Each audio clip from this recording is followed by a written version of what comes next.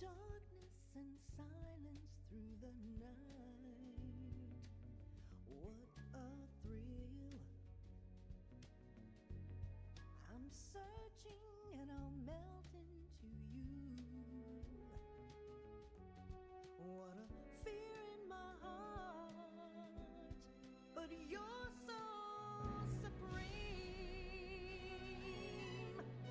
I give my life, not for honor, but for you. In my time, there'll be no one else. Crime, it's the way I fly to you. I'm still in a dream, snake eater. Someday you go through the rain, and someday you'll feed on a tree frog. This ordeal, the trial to survive, for the day we see new light. I give my life, not for honor, but for you. In my time, there'll be no one else. Crime, it's the way I fly to you. I'm still in a dream, snake eater.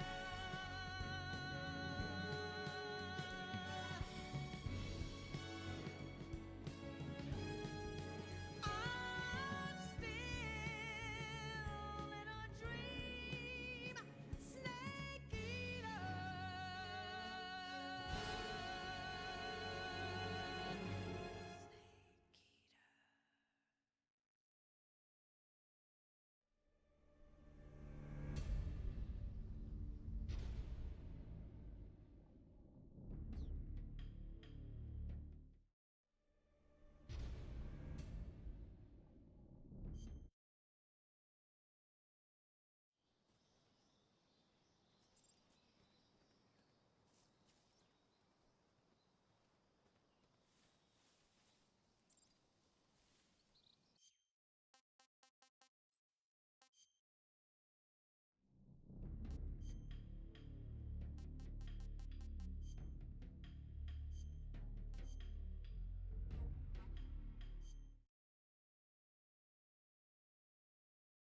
After the end of World War II, the world was split into two, East and West. This marked the beginning of the era called the Cold War.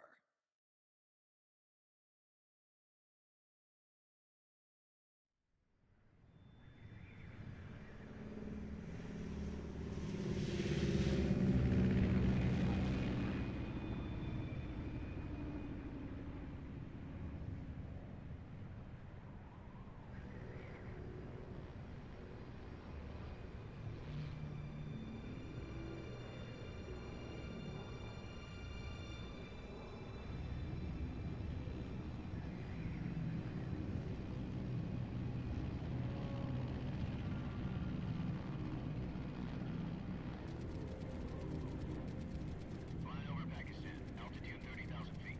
Approaching Soviet airspace. 20 minutes to drop off. Commencing internal depressurization. Equipment check. Arm main parachute. All right. Ready to go. Drop zone still showing a high pressure mass. Cav okay. Good. We've got high visibility.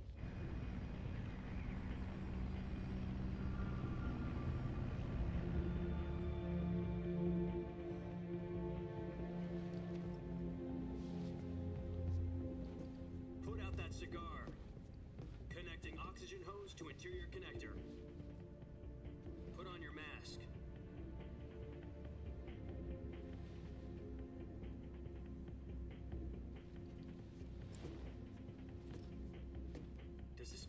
police know what he's doing?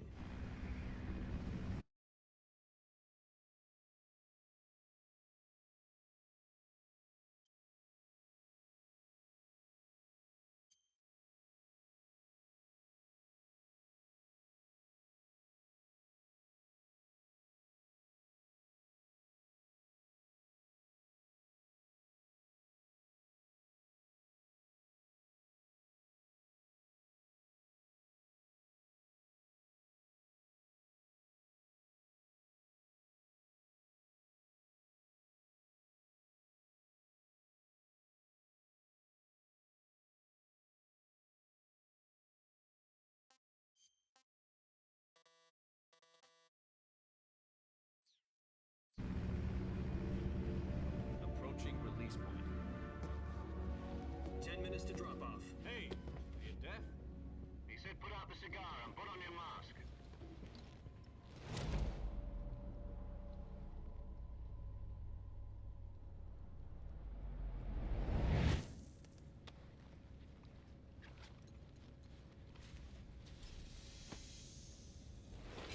Depressurization complete. Checking oxygen supply. 6 minutes to drop off. Opening rear hatch.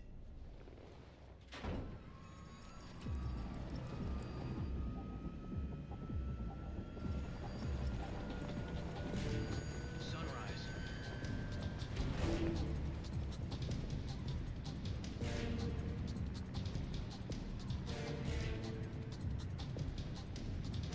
External temperature minus 46 degrees Celsius. 2 minutes to drop off. Stand up. You'll be falling at 130 miles per hour. Try not to get frostbite from the wind chill. 1 minute to drop off. Move to the rear. Activate the alarm bottle. This is one for the history books. The world's first halo jump. 10 seconds to drop off. Stand by. Status okay. All green. Prepare for drop-off. Countdown. 5, 4, 3, 2, 1. Spread your wings And fly. God be with you.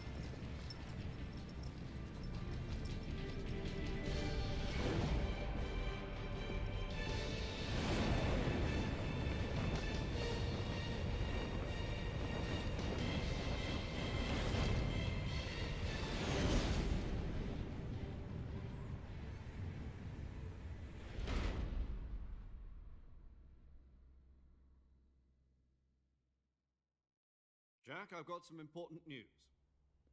The head of the CIA has finally given us the green light for the virtuous mission. Virtual mission?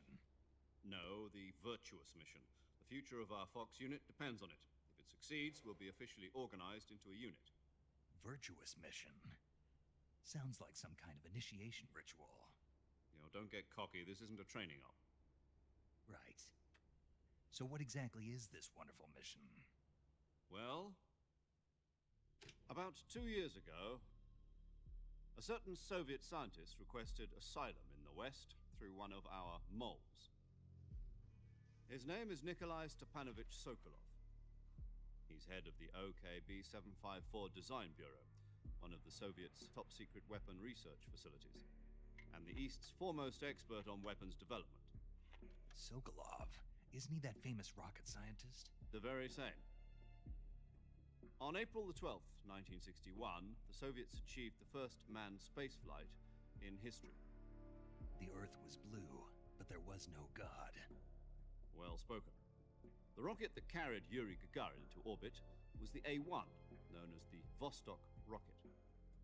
Sokolov is said to be the man most responsible for the multi-engine cluster used in that rocket. After Gagarin's flight, Sokolov left rocket development to become the head of the newly established Design Bureau.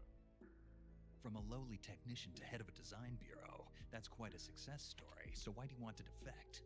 It seems he'd become afraid of his own creations. Afraid? Call it a crisis of conscience. And for that, he left his country and his family behind and went over the fence? Not exactly. One of his conditions was that his family was also to be taken safely to the west. We used a mole to get the family out first, and succeeded in sneaking Sokolov over the Berlin Wall shortly afterwards. I was the one who conducted the operation. The security on the eastern side was still full of holes back then. Then what? We got Sokolov over in one piece, but the whole ordeal had left him exhausted, and we checked him into a hospital in West Berlin. It took him 2 weeks and more than 600 miles to get from the research facility in the Soviet Union to Berlin. He was in no condition to say anything coherent. And it was only a week later that we had something much bigger on our hands. The Cuban Missile Crisis. October the 16th, 1962, President Kennedy received word that the Soviets were in the process of deploying intermediate-range ballistic missiles in Cuba. The President demanded that the Soviets dismantle and remove the missiles. At the same time, he announced a naval blockade to prevent further missile shipments from reaching Cuba. But the Soviets didn't back down, instead placing their armed forces on secondary alert. Soviet transport ships carrying missiles continued on course towards Cuba. US and Soviet forces went on alert for an all-out nuclear war. Frantic negotiations were conducted through the UN's Emergency Security Council and unofficial channels to end the hair-trigger standoff. Finally, on October the 28th, the Soviet Union agreed to remove its missiles from Cuba, and so the world avoided a nuclear holocaust. But in order to get the Soviets to pull their missiles out, we had to make a deal. You mean the one where the US agreed to remove its IRBMs from Turkey? No. The Jupiter IRBMs deployed in Turkey were obsolete, and we were going to get rid of them anyway. They had no strategic value whatsoever to either the US or the Russians. The Turkey deal was a ruse, a cover story that was fed to the other intelligence agencies around the world. So what did the Russians really want? Sokolov. They wanted us to return Sokolov. You mean the Soviets pulled out of Cuba just to get their hands on Sokolov? That's right. What the hell was he working on? At the time, we had no idea. We were running out of time. It was either give up Sokolov or risk full-scale nuclear war. In the end, we had no choice. President Kennedy gave in to Khrushchev's demand. The next day, I got Sokolov out of the hospital, handing him over to agents on the eastern side. Sokolov kept on screaming, "Save me," until he disappeared from my sight. Then a month ago, we received some new information from one of our moles. About Sokolov? Yes. He was taken back to the research facility and forced to continue working on the weapon in question under KGB supervision. What's more, it's on the verge of completion. So what kind of weapon is it? Something to do with space rockets? No, missiles. Same technology. I guess you're right. We don't know the details, but it appears to be a new kind of nuclear device. For half a year now, the Soviets have been conducting frequent nuclear tests at Semipalatinsk. Something to do with the weapon, I assume. We're talking about a secret weapon so big that Khrushchev was ready to pull out of Cuba to get it back. Is Sokolov still in the facility? No. According to our intelligence, he's in Selino-Yarsk, a place in the mountains about 3 miles to the west that's known as the Virgin Cliffs. The Virgin Cliffs. Nice name for a virtuous mission. They moved him there just recently. Why? Apparently, they're conducting a field test of the weapon, but it's our best chance to get him back. This mission would never have been possible if he was still in the research facility. This is our last chance. Sokolov must have known that too when he contacted us.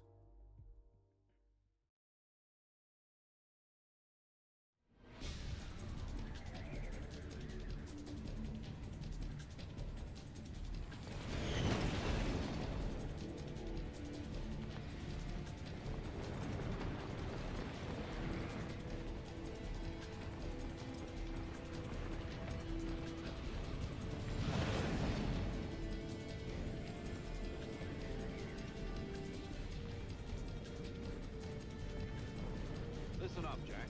Your mission is to infiltrate Selino-Yarsk in the Soviet mountains, ensure the safety of Sokolov, and bring him back to the west.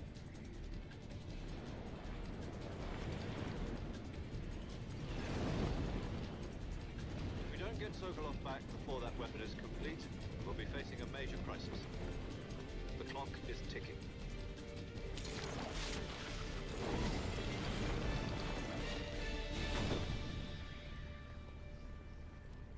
Once we've confirmed the rescue of Sokolov, stand by at the recovery point. A recovery balloon will be dropped at that point. Helium will be pumped into the balloon to inflate it. The process takes about 20 minutes. Once it's complete, the gunship's arm will latch onto the balloon and pull it up. The Fulton surface-to-air recovery system. I'm familiar with the theory. Take it easy. It's been combat proven. Do you think Sokolov is up to it? The shock will be less than during a parachute jump, and the arm can handle up to 500 pounds. So you're planning on going over the border in a single combat Talon?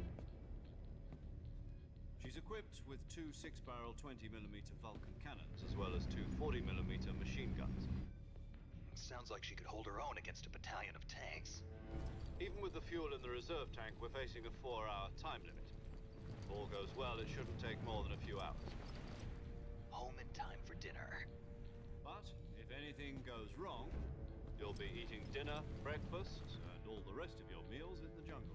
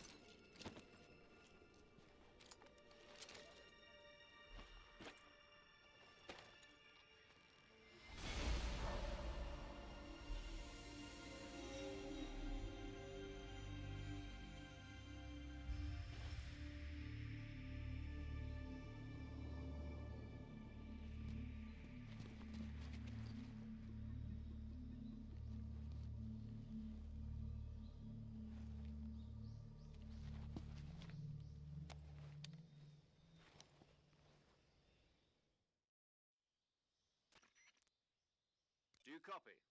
You're already in enemy territory, and somebody might be listening in. From here on out, we'll be using code names to refer to each other. Your code name for this mission will be Naked Snake. I'll be referring to you as Snake from now on. You're not to mention your real name. Snake? Oh, you don't like snakes? What do you mean? You've eaten one before, haven't you? In survival training. I'm glad to hear that. I don't know if I'd ever order one in a restaurant, but... Be careful, you might not have a choice. What about you, Major? What should I call you? Let's see. I'll be Tom. Call me Major Tom. This will be a sneaking mission. You must not be seen by the enemy. You must leave no trace of your presence. Is that clear? This kind of infiltration is the Fox unit's speciality. In other words, weapons and equipment are procured on site. That goes for food as well.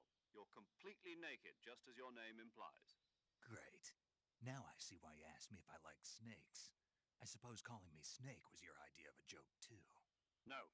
There's a good reason for that. I'll tell you later when the time is right. Gotcha. Getting back to the subject, how exactly am I supposed to feed myself? You've been issued a knife and a tranquilizer gun. Use them to hunt for food. You'll also find some medical supplies in your backpack. Yeah, about the backpack. I lost it in a tree on the way down. I see. Well, you'd better go back and get it then. You know where it is? No problem. I can see it from here. It's stuck on a branch. To climb a tree, stand in front of a tree that's covered in ivy and press the action button. I'll be monitoring your progress over the radio. We can't risk violating Soviet airspace, but I'll be in the gunship. My frequency is 140.85. I'll give you a call if I need to talk to you. If you need to talk to me, use the send function. Okay, Snake, go get your backpack.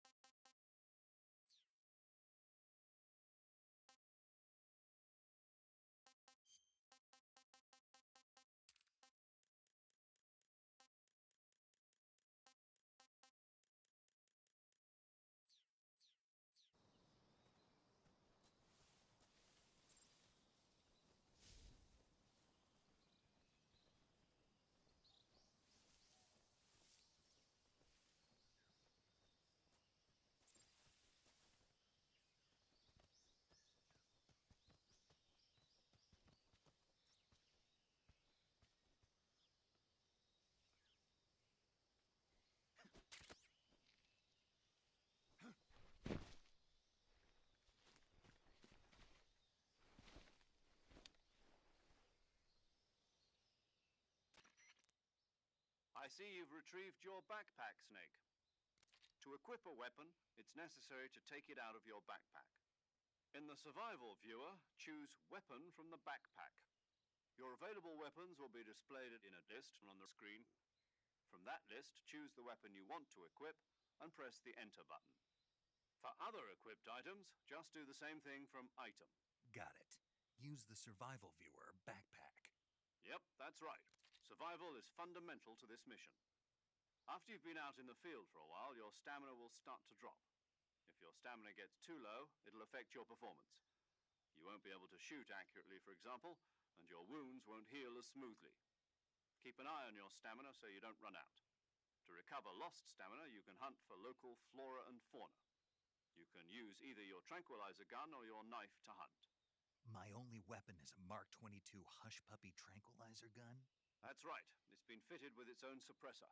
However, the suppressor will deteriorate every time you fire. Once its durability reaches 0, the noise suppression effect will be gone. So don't get too trigger-happy with it. The suppressor's durability is shown in the icon. Any weapons and equipment beyond what you're carrying now, you'll have to find as you go. I have to find my own weapons and equipment?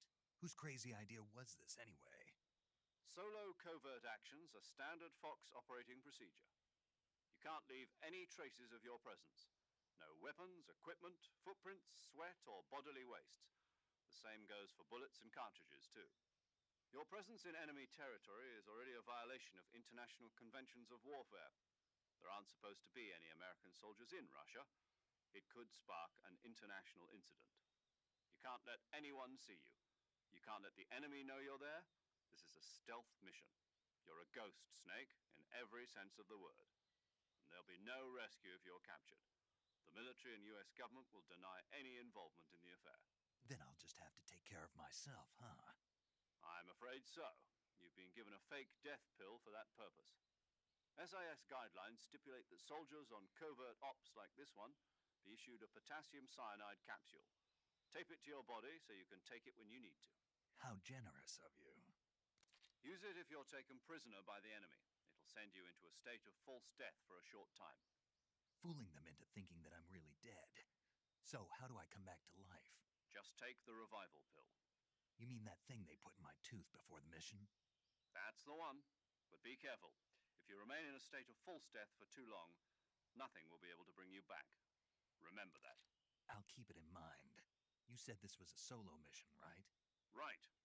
I guess that means I can't count on any reinforcements. Correct. The mission rests entirely in your hands. A real one-man army. Relax. There's a support team ready to back you up over the radio. Who? I'll introduce them to you. This time, survival is of utmost importance. The first member of the support team will be in charge of monitoring your physical condition, acting as a medic, so to speak, as well as recording your mission data. She's a member of Fox as well, and she's here on the gunship with me. She? Hello, Snake. I'm paramedic. Nice to meet you. Paramedic. As in a medic who comes in by parachute. Aren't you going to tell me your real name? Are you going to tell me yours, Mr. Snake? My name, huh? It's John Doe. And they call you Jack for short. You're a regular Captain Nemo. A name means nothing on the battlefield.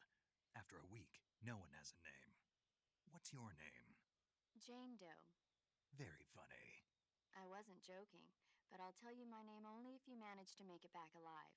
My frequency is 145.73. She's also in charge of recording your mission data. Whenever you want to save, send a message over the reserved save frequency, 140.96. So saving lets me record my mission data. That's right. It also records the state of your health. Good to know. There's one more person I want to introduce you to, Snake. Huh? Speaking of snakes, you remember the boss, don't you? A legendary soldier and your mentor. Actually, it was the boss that got the DCI's authorization in the first place. She's going to be serving as Fox's mission advisor. The boss is? She also helped me plan this mission. She and I were at SAS together. Jack, is that you? How many years has it been? Boss? That's right. It's me. Oh. Talk to me. Let me hear your voice. It's been 5 years, 72 days, and 18 hours. You've lost weight.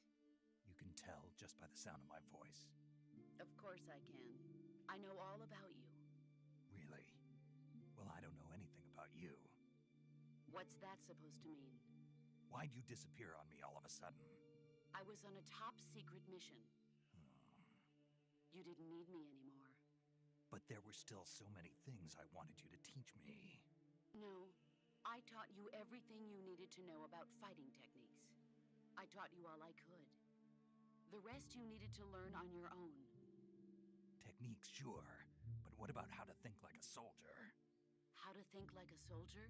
I can't teach you that. A soldier needs to be strong in spirit, body, and technique. And the only thing you can learn from someone else is technique. In fact, technique doesn't even matter. What's most important is spirit. Spirit and body are like two sides of a single coin. They're the same thing. I can't teach you how to think. You'll just have to figure it out for yourself.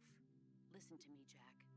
Just because soldiers are on the same side right now doesn't mean they always will be. Having personal feelings about your comrades is one of the worst sins you can commit. Politics determine who you face on the battlefield. And politics are a living thing. They change along with the times. Yesterday's good might be tomorrow's evil. Is that why you abandoned me? No, it had nothing to do with you. I already told you, Jack. I was on a top-secret mission. A soldier has to follow whatever orders he's given. It's not his place to question why. But you're looking for a reason to fight. You're a natural-born fighter, but you're not quite a soldier. A soldier is a political tool, nothing more. That's doubly true if he's a career soldier. Right and wrong have no place in his mission. He has no enemies and no friends. Only the mission. You follow the orders you're given. That's what being a soldier is. I do whatever I have to get the job done. I don't think about politics. That's not the same thing. Sooner or later, your conscience is going to bother you. In the end, you have to choose whether you're going to live as a soldier or just another man with a gun. There's a saying in the Orient, loyalty to the end. Do you know what it means? Being patriotic. It means devoting yourself to your country. I follow the president and the top brass. I'm ready to die for them if necessary. The president and the top brass won't be there forever. Once their terms are up, others will take their place. I follow the will of the leader, no matter who's in charge. People aren't the ones who dictate the missions. Then who does? The times. People's values change over time, and so do the leaders of a country. So there's no such thing as an enemy in absolute terms. The enemies we fight are only enemies in relative terms, constantly changing with the times. As long as we have loyalty to the end, there's no point in believing in anything, even in those we love. And that's the way a soldier's supposed to think? The only thing we can believe in with absolute certainty is the mission, Jack. All right, but do me a favor. What is it? Call me Snake. Snake. Oh, right. Your codename is Snake. It suits you well. That's right. The legendary unit that the boss put together during World War II was a snake. The Cobra unit, a group of heroes that brought the war to an end and saved the world. As long as you've got a legendary hero backing you up, you'll be fine. Isn't that right, Snake? Yeah, I can't think of anyone else I'd rather have with me. Oh, and one more thing, boss. Yes? It's good to hear your voice again. Same here. After all, who knows if either of us will make it out alive? Snake, you are always best at urban warfare and infiltrating buildings. But this is the jungle. Survival is going to be key. Those CQC techniques I taught you are sure to come in handy. CQC? Close quarters combat, huh? I've been in the Green Berets for the past few years. I'm probably pretty rusty. Not to worry. I'll be here to help you remember. After all, this is your first actual survival mission. I'll be supporting you over the radio. Where are you, boss? Next to the major? The boss is communicating with us by radio from aboard a Permit-class submarine in the Arctic Ocean. My frequency is 141.80. Call me if you need my advice on battle techniques. Gotcha. Your mission is to retrieve Dr. Sokolov. Dr. Sokolov is being held in an abandoned factory located to the north of your current position. Avoid heavy combat and don't let anyone see you. Don't forget that this is a stealth mission. Snake, try to remember some of the basics of CQC.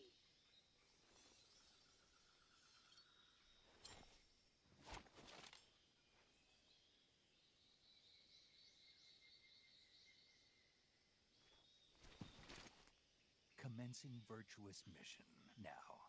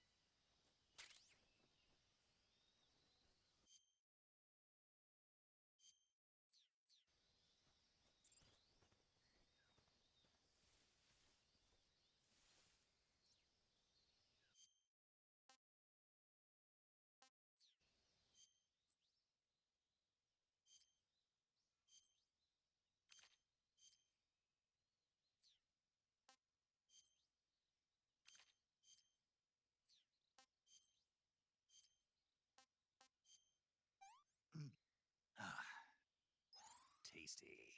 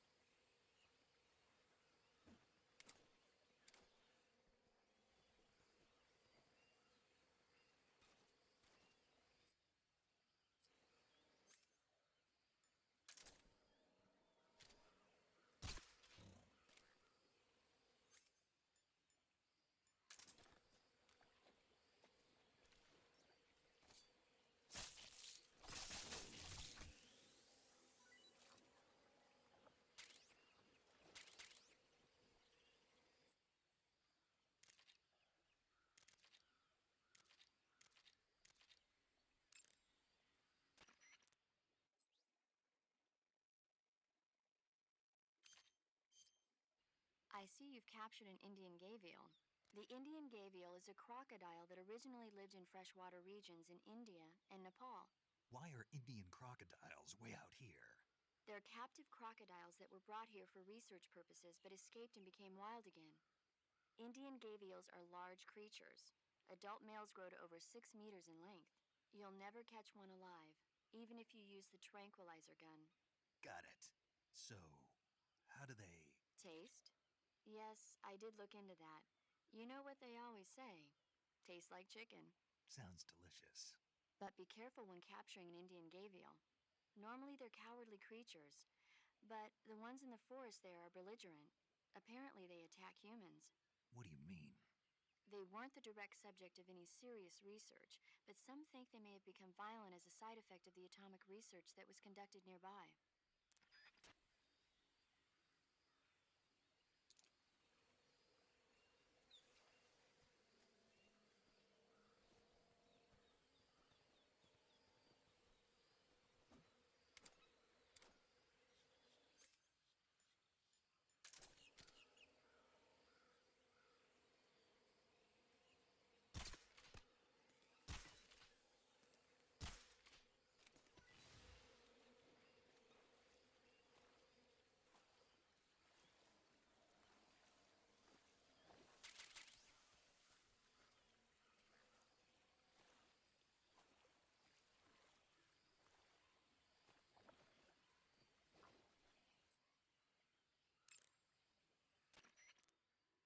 I see you've captured a magpie. Magpies are members of the crow family. They're distinguishable by their beautiful dark blue and white bodies and their long tails. Their favorite food is insects, but they'll also eat small fish, acorns, and fruit. They're omnivores, which means... They'll eat anything. Right, just like you, huh? Okay. So how do they taste? You always ask me that. Naturally. So? I've never heard of anybody actually eating a magpie, but I suppose there's no reason you couldn't. You don't say. Oh.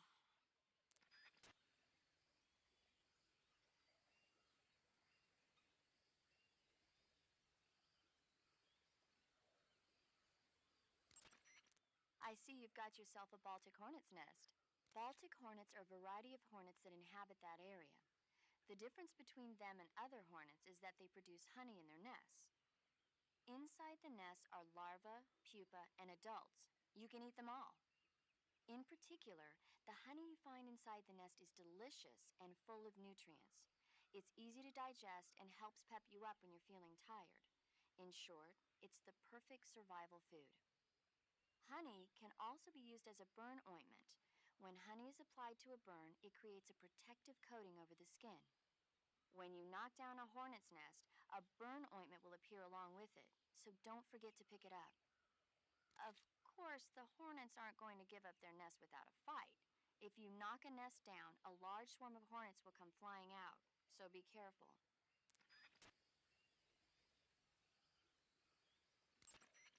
Check your stamina gauge to see how much stamina you have remaining. It shows, as the name suggests, your remaining stamina. As you consume stamina, your natural life regeneration is slowed and your hands shake more. Your O2 gauge and grip gauge also become shorter. Excessively low stamina can often impede your mission objectives. Make sure you replenish stamina before that occurs.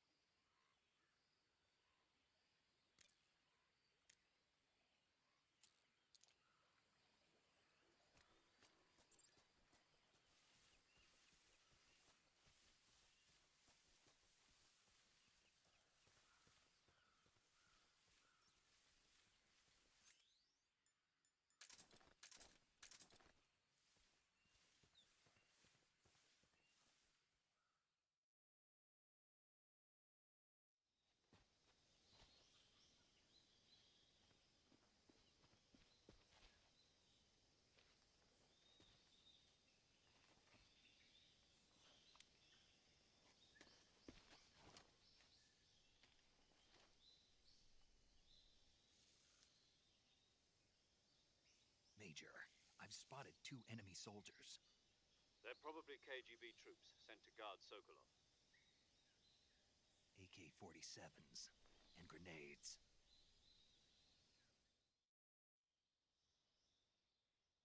Snake, your presence in Soviet territory is already a violation of international law. We can't let the Kremlin find out that the CIA and the American government are involved. Contact with the enemy is strictly prohibited. Don't engage them in battle either. This is a stealth mission. Got that? The Major is right. The point of this mission is to sneak through the jungle without being seen. The success of the mission depends on how well you use your camouflage. Change your camouflage by selecting Camouflage from the Survival Viewer. The Uniform option lets you pick your uniform, while the Face option lets you change your face paint. Choosing camouflage that blends in with your surroundings will help you conceal yourself more effectively. Also, don't forget that anything that moves will stand out in the jungle. If you just stand up and run around like an idiot, you're bound to be spotted. But if you crawl instead, you should be able to sneak by without being noticed. You can see how effective your camouflage is by looking at the camo index. The camo index shows how well your current camouflage blends in with the surrounding area. The higher the value, the harder you are to spot, and vice versa. The key is to make yourself one with nature. Keep that in mind as you go along, okay?